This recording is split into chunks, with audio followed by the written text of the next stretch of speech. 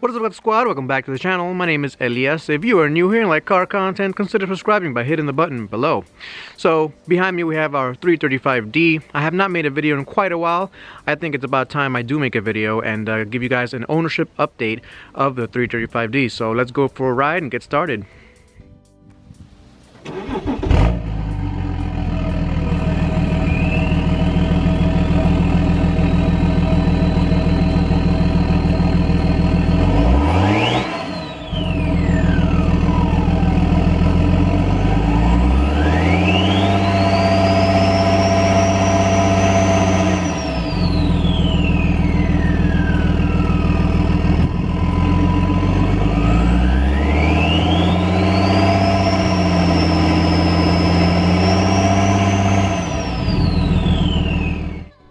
Alright guys, so the BMW 335d. Now technically this is not actually my car, it is actually Jane's car, Mrs. Flying Gatto's car.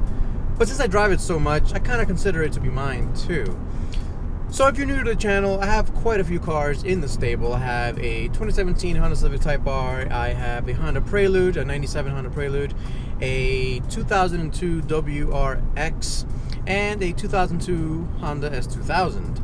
This, by chance, is probably the best winter car that I have, except for maybe the WRX, but the WRX is still not roadworthy.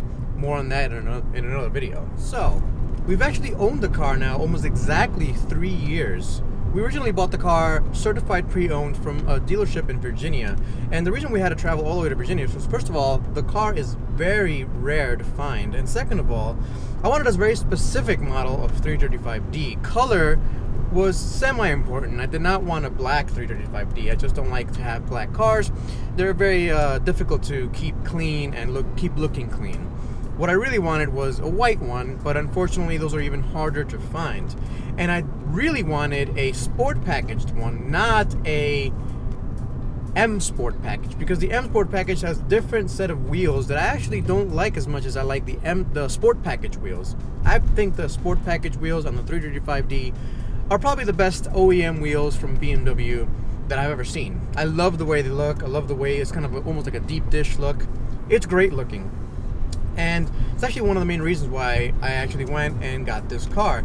Now, I ended up with a silver car, and I'm okay with that because honestly, silver hides the most dirt in terms of not having to constantly keep the car clean. I would have, again, preferred a white one, but it is what it is. I'm okay with it. So in case you guys missed those videos that I've made on this car, I have tuned it since I've gotten it. So in the last 3 years, I've put about 40,000 miles. And they've been great miles. I've driven it in the winter, through the summers, and it's great. And I have tuned it, and it has about 400 horsepower and about 600 foot-pounds of torque thereabouts. Now, I dynoed it about 3 years ago when we got the tune, or 2.5 years ago. And it was making around those numbers almost to the wheels. So it was like 590 to the wheels in torque and 380 something to the wheels in horsepower. So another side effect of actually tuning the car is twofold. One, it becomes way more reliable. After tuning the car, I've had zero issues. So when I first got the car, it had a whole bunch of carbon buildup and all this other stuff that was covered, luckily, under the warranty. As soon as I got that cleaned up and basically a whole bunch of parts replaced by BMW, I immediately went and got the tune done and removed, I basically performed an ABC delete. Look it up if you have a question on that, or send me a direct message and I would be happy to talk to you about that. But I performed the ABC delete, got the tune done, and the car has been way more powerful, way more fun, way more fuel efficient, which is the other benefit, and way more reliable. So it's a win-win-win there. So as we can see here, we got 13.4 gallons. It did 462 miles. It's roughly 34 miles to the gallon, which is amazing considering I do a lot of around town driving and some highway mileage as well. From a twin turbocharged diesel car, that's pretty damn good.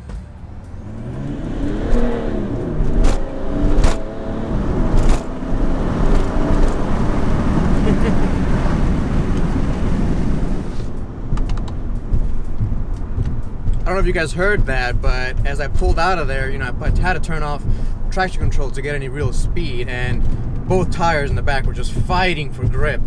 And that's really one of the main things about this car. After you tune it and you get all this power out of the engine, everything else, the transmission and everything can handle it, but the rear end just really cannot. Alright, so now we discussed the miles to the gallon, we discussed the speed and some of the things that I would like to upgrade. And the things that would actually break on this car that I have left to do are twofold. It's the swirl flaps inside the engine bay, and that's basically an intake runner component that it's built into the engine to kind of make it more efficient. But the problem is sometimes those swirl flaps can break and can send plastic right into the engine, and that's not good. So at some point I'm going to be deleting that swirl flap and doing a regular intake manifold, and that it's not too expensive or not too hard to do, but it's on my to-do list. The other thing that's going to break is the harmonic balancer on these cars. They're extremely weak, and eventually it's just kind of let go, almost leaving you stranded. The harmonic balancer has that main serpentine belt, and that drives the alternator, the air conditioner compressor, and things like that. So those are the two things that are top priority. The other thing that's a top priority is the tires. The rear tires have gotten a lot of wear on them. If you take a look, it's basically almost down to the wear bars, especially in the middle of the tires, and that just has to do with the fact that it is a rear-wheel drive car, and I don't drive my cars gingerly at all. You see me, I do all kinds of acceleration on back roads and on just highways and just having fun, and the amount of power that this car makes just is inducive to having a lot of fun in it. But it's not great for longevity of the rear tires. With that said, they have lasted about 25,000 miles, which is more than I could ask for it. Probably actually closer to 30,000 miles, to be honest with you, which is more than I could really ask for it. They were inexpensive tires, and I'll be doing a full tire review when I get a chance to buy the newest tires on the back. I'm not sure exactly what I'm going to be replacing it with. I would love to get a full summer setup. I'm looking at the Firehawk Indy 500s that are basically very inexpensive on Tire Rack, and I can get them on this car and it'd be amazing. But since I do drive the car during the winter and it's kind of a winter car, I'm not sure about that. And the reason this car is a great winter car is because of these beautiful heated seats. It gets really cold here, and I wake up basically 5:30, 6 o'clock in the morning for the morning commute a lot of the times, and I sit down in the car and it's everything is cold and I'm uncomfortable. If you know me personally, at first I hate mornings, and second I hate cold. So when I get really cold mornings, I'm really not in a good mood. So when I get in this car, turn on the car, turn on the heated seats, it's wonderful. And thankfully, the German engineers were able to design a really good heating system where the car heats up really quickly. So you turn the car on, and within about a minute 30 seconds, you're getting heat from the HVAC system, which is amazing. I love that about the car. So it has been an amazing winter car, even though it is rear-wheel drive. Now some people might say, why would you drive a rear-wheel drive car during the winter? That's crazy. Well, with the advanced technology, the traction control this car has, this thing has caused me no issues on really bad winter drives. I remember one time I drove down into Washington, D.C., and it was snowing a lot. It was sleeting, it was snow, there was ice, and there was a lot of people on the side of the road. There were a lot of people crashing on the dividers, and I just kept a steady throttle. I kept everything steady, and back then I was actually using the Continental tires that came on the car from the factory, so they were run flats. They weren't great tires by any means, but with the stability of the car, as long as you're not a dumb driver, then you can definitely use this car easily during snow days. With winter tires, this car would be pretty much unstoppable, I would think.